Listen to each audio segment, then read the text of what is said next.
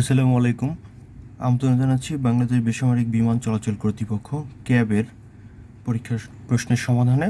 প্রথমেই 41 নম্বর অঙ্ক দিয়ে শুরু হবে যে 9x² - 9x - 4 এর একটি উৎপাদক যদি 3x+1 হয় তাহলে অপরটি কত।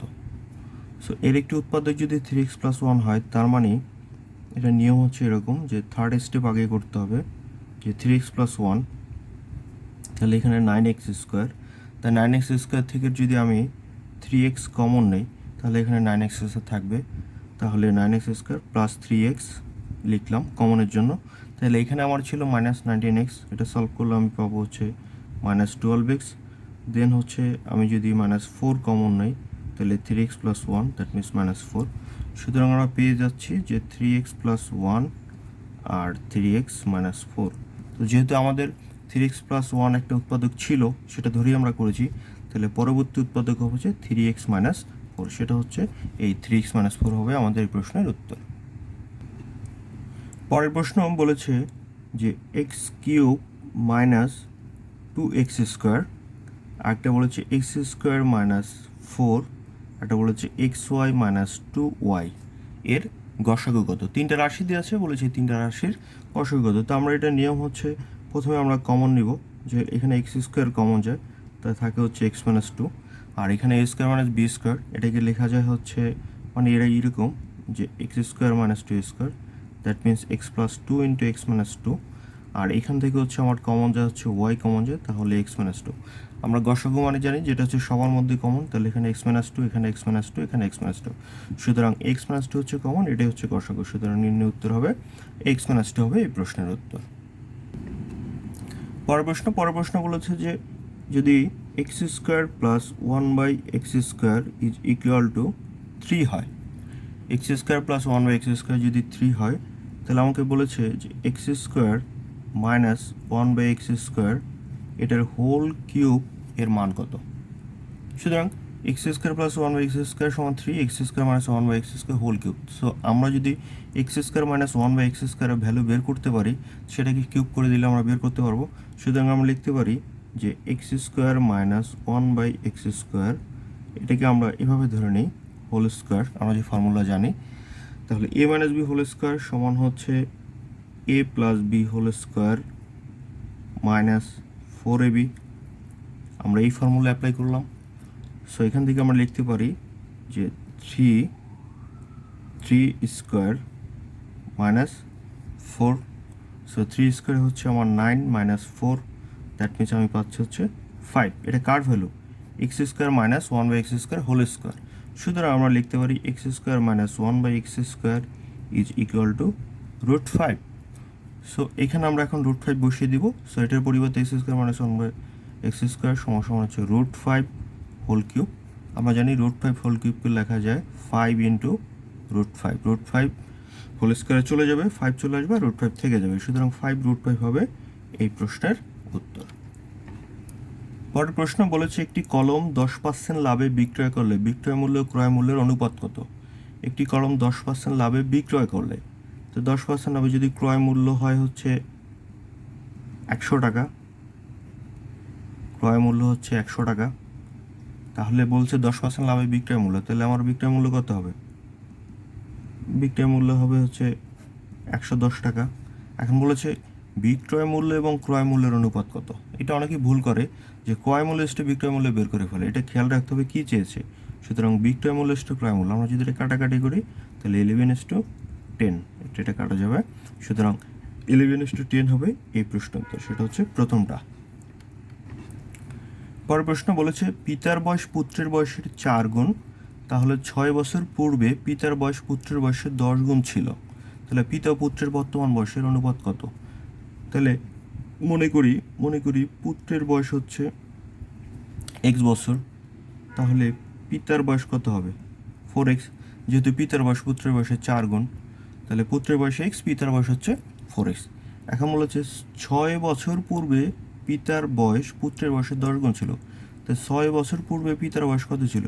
6 বছর পূর্বে পিতার বয়স ছিল হচ্ছে 4x - 6, আর 6 বছর পূর্বে পুত্রের বয়স কত ছিল? এক্স মাইনাস সিক্স যদি পুত্রের বয়স বর্তমানে এক্স হয়, তাহলে কত গুণ ছিল এটার? এটা 10 গুণ ছিল। যে 6 বছর পূর্বে পিতার বয়স 4x মাইনাস সিক্স, সেটা ছিল যে 6 বছর পূর্বে পুত্রের বয়সের 10 গুণ, তার মানে হচ্ছে এটা। সো এই ইকুয়েশন সলভ করে আমরা এক্সের ভ্যালু পাবো যে 4x মাইনাস সিক্স সমান 10x মাইনাস 60। আমরা লিখতে পারি যে 6x সমান সমান 54, সুতরাং এক্স সমান সমান হচ্ছে 9। সো এক্সের ভ্যালু পেয়ে গেলাম। তাহলে বর্তমানে পিতা ও পুত্রের বয়সের অনুপাত কত? তাহলে বর্তমানে পিতার বয়স ছিল হচ্ছে 4x আর পুত্র বয়স ছিল x। তাহলে 4x কত? 4 ইন্টু 9 ইস্টু হচ্ছে 9। তো একবার কাটাকাটি হলো যে 4:1, সুতরাং 4:1 হবে এই প্রশ্নের উত্তর। 4:1 গ নাম্বার। পরের প্রশ্ন বলেছে দুটি বৃত্তের ব্যাসার্ধের অনুপাত 4:5। তাহলে বড় বৃত্তের ও ছোট বৃত্তের ক্ষেত্রফলের অনুপাত কত? তাহলে দুটি বৃত্তের ব্যাসার্ধের অনুপাত, তাহলে আমরা মনে করি যে বড় বৃত্তের যেটা সেটা বড়টা, তার মানে বড় বৃত্তের ব্যাসার্ধ হচ্ছে আমরা ধরে নিই হচ্ছে 5, আর ছোট বৃত্তের ব্যাসার্ধ হচ্ছে 4। তাহলে বড় বৃত্তের ক্ষেত্রফল কত? বড় বৃত্তের ক্ষেত্রফল হচ্ছে পাই ইন্টু 5 স্কোয়ার, মানে পাই আর স্কোয়ার। বৃত্তের ক্ষেত্রফলের সূত্র হচ্ছে পাই আর স্কোয়ার। আর ছোট বৃত্তের ক্ষেত্রফল হবে পাই 4 স্কোয়ার। সহজ করে নিলাম। সো এটার রেশিও কত আমাদেরকে বের করতে বলেছে। সো পাই পাই কাটা যায়, এখানে হচ্ছে 25:16। এটা হবে এই প্রশ্ন উত্তর, যে 25:16 এটা হবে এই প্রশ্ন উত্তর। এটাকে x দিয়ে করা যায় 4x 5x, তাহলে বড় হবে, দরকার নাই, আমরা 5:4 দিয়ে করতে পারি। পরের প্রশ্ন বলেছে 143 টাকাকে 2:4:5 অনুপাতে ভাগ করলে বৃহত্তম ক্ষুদ্রতম অংশের পার্থক্য কত? বৃহত্তম অংশ যেটা সেটা হচ্ছে 5, আর ক্ষুদ্রতম অংশ যেটা সেটা হচ্ছে 2। এই দুইটা বের করলে হবে এটার পার্থক্য কত। তো এটার নিয়ম যে 143 ইন্টু, তাহলে আমি প্রথমটা আগে বড়টা বের করি, সেটা হচ্ছে 5, আর নিচে হচ্ছে 2 যোগ 4 যোগ 5। সো আমরা লিখতে পারি 143 ইন্টু 5 ডিভাইডেড বাই 4 5 9, 9 5 4 5 9, 9 2 11। সো 11 দিয়ে এটা যদি কাটাকাটি করি তাহলে আসবে 13, সুতরাং এটা এখান থেকে আসবে 65। তাহলে 5 ভাগ যদি 65 হয় তাহলে 2 ভাগ কত হবে? এভাবে করা যায়, সরাসরি 2 ভাগে বা হচ্ছে 26। 5 তারিখ 65, তাহলে 13 দুগুণে 26। তাহলে এখান থেকে এটাকে যদি আমি মাইনাস করি তাহলে আমি পাবো হচ্ছে 3 তারিখ 39। 3 তারিখ 39। এটা কারণে কিন্তু বুঝতে পারবে না, আমি আবার করে দিচ্ছি। তাহলে 143 ইন্টু 2 ভাগ, তাহলে সেখানে হচ্ছে 11, এটা কাটাকাটি করলে হচ্ছে 13, তাহলে 13 দুগুণে 26। তাহলে এটা হচ্ছে আমার ক্ষুদ্রতম অংশ, আর 65 ছিল আমার বৃহত্তম অংশ। তাহলে 65 26 বলছে পার্থক্য কত? পার্থক্য হচ্ছে তাহলে এখানে হচ্ছে 9, আর এখানে হচ্ছে 3, 39 হবে এই প্রশ্নের উত্তর, 39। পরের প্রশ্ন, একটি দ্রব্য 500 টাকায় ক্রয় করে 10% লাভে বিক্রয় করা হলো। 500 টাকায় ক্রয় করে 10% লাভে বিক্রয় করা হলো। ক্রয় মূল্য 10% কম হলে লাভ কত হতো? তার মানে ক্রয় মূল্য 10% কম হলে লাভ কত হলো? তো 500 টাকায় ক্রয় করে 10% লাভে বিক্রয় করা হলো। তাহলে 500 টাকায় 100 টাকা লাভ করে 10 টাকা, তাহলে 500 টাকা লাভ করে একবারেই লেখা যায় 5.50 টাকা। ওকে, এখন বলছে ক্রয় মূল্য যদি 10 টাকা কম হতো, তার মানে ক্রয় মূল্য 10 টাকা করে কম হলে তাহলে প্রত্যেকটা 10 টাকা করে কম হতো, তাহলে সেটাতে লাভ থাকতো। তাহলে আবারও তার 500 টাকা 100 টাকা করে 50 টাকা লাভ থাকতো, তাহলে তার টোটাল লাভ থাকতো হচ্ছে 100 টাকা। এই 100 টাকা হবে এই প্রশ্নের উত্তর, একেবারে সহজ। পরের প্রশ্ন বলেছে নিচের কোনটি ক্ষুদ্রতম সংখ্যা? এটা আমাদেরকে অপশন দেখে করতে হবে। তো নিচের কোনটি ক্ষুদ্রতম সংখ্যা? প্রথমেই আছে আমার 3/4 আর হচ্ছে 4/5। আমরা জানি যেটা মাল্টিপ্লাই করলে যেটা ছোট হবে ক্রস মাল্টিপ্লিকেশন করলে, তাহলে 3 5 15, 4 4 16, এটা এটা। তা 3 5 15 যেটা হচ্ছে লবের অংশ যেটা ছোট হবে সেটাই হবে যে ছোট, সুতরাং এটা হবে ছোট। হ্যাঁ, 3/4, তাহলে এটা গেল গা, এটা বাদ।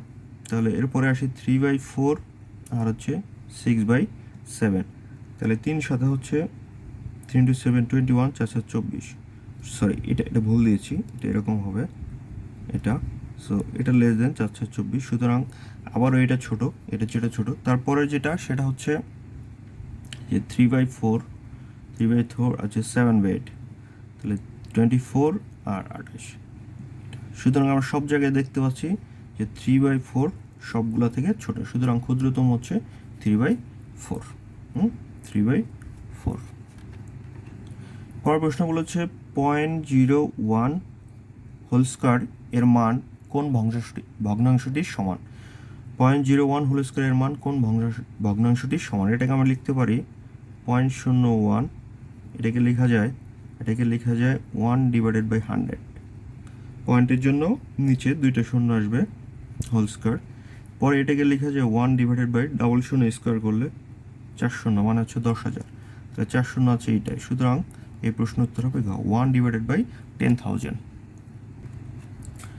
পরের প্রশ্ন বলেছে যে 250 টাকার 0.5% সাথে 100 টাকা যোগ করলে কত টাকা হবে, তার মানে 250 টাকার 0.5%, তাহলে 250 টাকার 0.5% কত, এরকম আর কি, যে 0.5% মানে হচ্ছে এটা 250 টাকার 0.5%, এটার সাথে বলেছে যদি 100 যোগ করা হয়, 100 যোগ করে তাহলে কত টাকা হবে, তাহলে কাটাকাটি করলে যা আসে, এটা কাটাকাটি করলে হচ্ছে এটা, আর এখানে হচ্ছে 5 দিয়ে কাটাকাটি গেলে হচ্ছে 2, 5 দিয়ে কাটাকাটি গেলে হচ্ছে 5, তার মানে হচ্ছে পাচ্ছি 5/4 প্লাস 100। সো ফাইনালি আমরা পাচ্ছি যে 5 + 400 / 4, তার মানে হচ্ছে গিয়ে 405 / 4, সুতরাং এটা দিয়ে ভাগ করলে পাবো হচ্ছে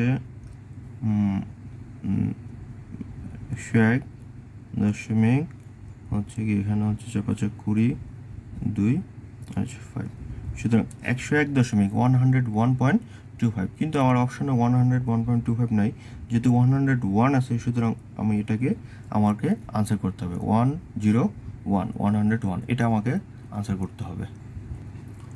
পরের প্রশ্ন বলেছে একটি ভগ্নাংশের লব ও হরের পার্থক্য 2, এর সমষ্টি 16, ভগ্নাংশটি কত। এখানে একটা জিনিস খেয়াল রাখতে হবে, এখানে বলে দেয় নেই যে কী ধরনের ভগ্নাংশ, এটি কি প্রকৃত ভগ্নাংশ না অপ্রকৃত ভগ্নাংশ, সুতরাং এটা দুইটাই হতে পারে।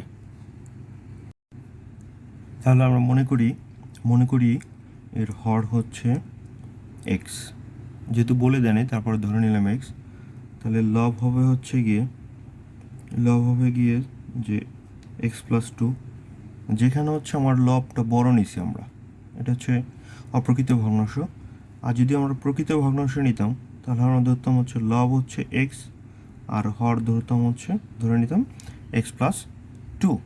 এখন পরবর্তী যে স্টেপ সেটা দুইটার জন্যই সেম, যে বলেছে সমষ্টি হচ্ছে 16, মানে হচ্ছে x + 2 সমান হচ্ছে 16, তাহলে 2x সমান কত 14, সুতরাং x সমান 7, তাহলে এইখানে আমার লব আসতেছে কত, যদি ওটা ধরে নিই তাহলে x, এখানে আসবে কত 9, তো এইখানে আমার এখানে হর আসছে 7, লব হচ্ছে 9, এখানে আমার লব হচ্ছে গিয়ে 7 আর হর হচ্ছে গিয়ে 9, তাহলে বলেছে ভগ্নাংশটি কত, তাহলে ভগ্নাংশ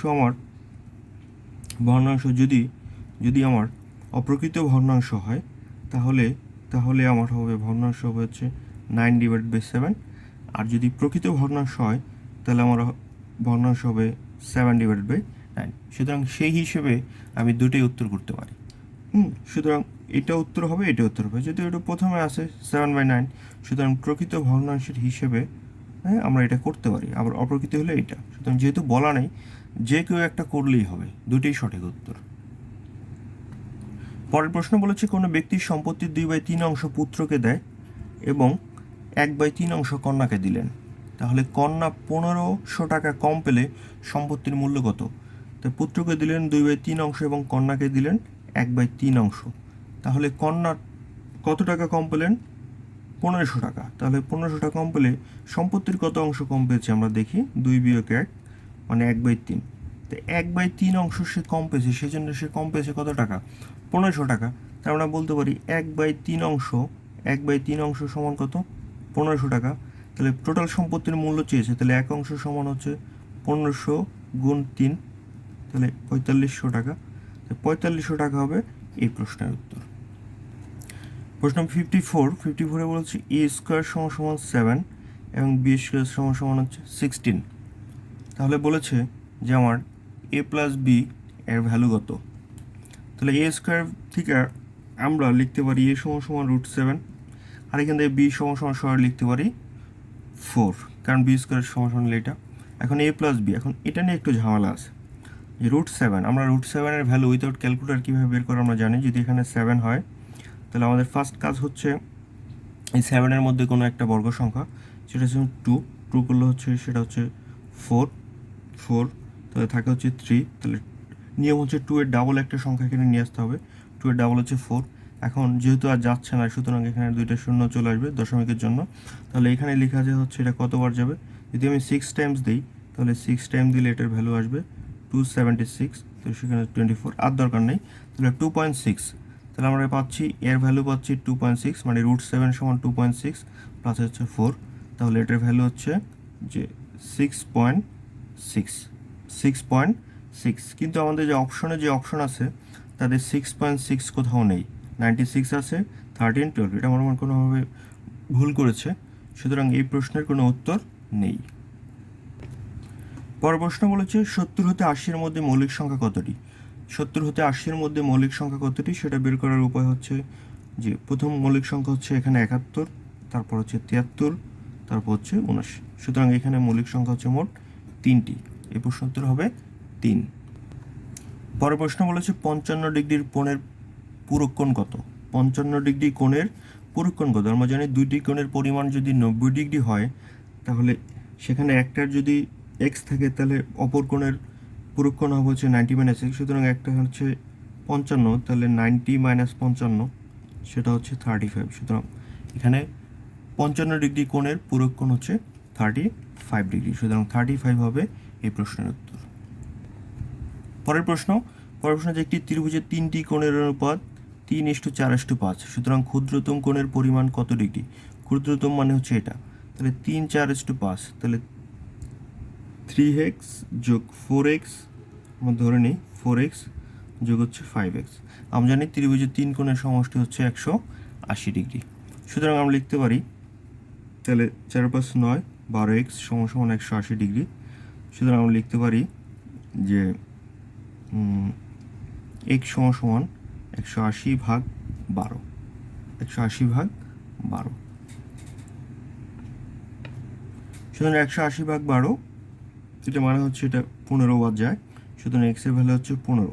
তাহলে x এর ভ্যালু 15 হলে ক্ষুদ্রতম কোণ হচ্ছে 3 কত 45 ডিগ্রি, সুতরাং 45 ডিগ্রি হবে এই প্রশ্নের উত্তর। পরের প্রশ্ন বলেছে একটি আয়তাকার ঘরের দৈর্ঘ্য বিস্তারের দ্বিগুণ, এই ক্ষেত্রফল 216 বর্গমিটার হলে এর পরিসীমা কত। দৈর্ঘ্য বিস্তারের দেড়গুণ, তাহলে আমরা ধরে নিই বিস্তার হচ্ছে x, তাহলে দৈর্ঘ্য হচ্ছে গিয়ে দেড়গুণ, মানে হচ্ছে গিয়ে এরকম, এটা মানে হচ্ছে 3x/2, এটা হচ্ছে আমার দৈর্ঘ্য আর x হচ্ছে বিস্তার, তাহলে ক্ষেত্রফল 216, তাহলে প্রশ্ন মতে যে 3x/2 × x মানে দৈর্ঘ্য গুণ বিস্তার ক্ষেত্রফল সমান হচ্ছে এটা 216।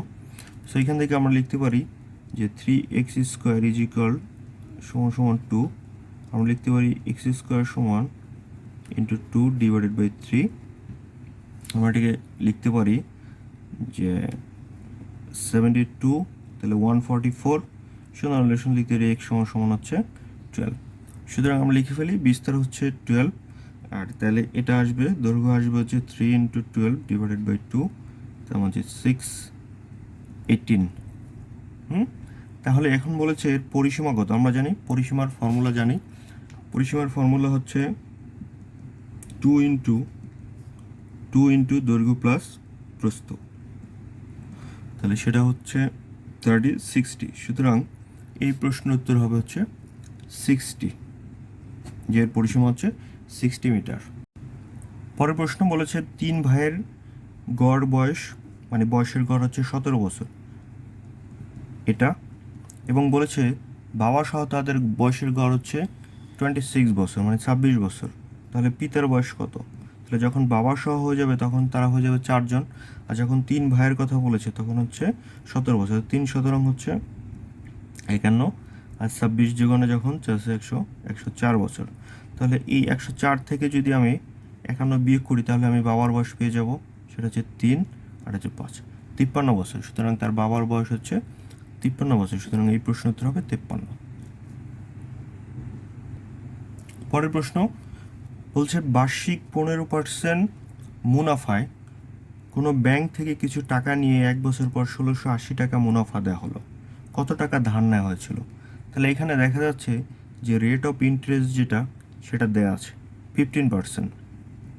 তারপরে কিছু টাকা ধার নিয়ে তারপর 1680 টাকা মুনাফা দেওয়া হলো, তার মানে মুনাফার পরিমাণও দেয়া আছে, এবং কত বছর পর সেটা যে টাইম সেটাও দেয়া আছে, এবং কত টাকা ধার নেওয়া হয়েছিল, তার মানে প্রিন্সিপাল অ্যামাউন্ট কত সেটা বের করতে বলা হয়েছে। তাহলে আমরা জানি যে আই সমান PN আর। তো আমরা এখানে আমাদের আয়ের মান হচ্ছে 1680, পি এর মান বের করতে হবে, এন এর ভ্যালু হচ্ছে 1, আর এর ভ্যালু হচ্ছে 15%, মানে হচ্ছে 15/100। ওকে, সো এই ইকুয়েশনকে আমরা সলভ করে আমরা লিখতে পারি যে পি সমান 1680 ইন্টু 100/15। সো এটাকে যদি আমি সলভ করি আমি পাবো যে 5 দিয়ে কাটলে 3 বার, তাহলে এখানে যাবে 5 দিয়ে কাটলে 20 বার। এখানে যদি 3 দিয়ে কাটাকাটি করি তাহলে পাবো 3 5 15, 3 6 18, আর 0 চলে আসবে, তার মানে 56। তাহলে 56 ইন্টু 2 হচ্ছে 1 on 2 আর 2টা 0, মানে 11,200 টাকা হবে এই প্রশ্নের উত্তর। সো এটাই ছিল যে ক্যাবের যে পরীক্ষার প্রশ্ন উত্তর। সো আমাদের চ্যানেলটি যদি ভালো লেগে থাকে অবশ্যই সাবস্ক্রাইব করবেন, এবং ম্যাথে যদি কোনো ভুল ত্রুটি থাকে অবশ্যই কমেন্ট করে জানাবেন। ধন্যবাদ।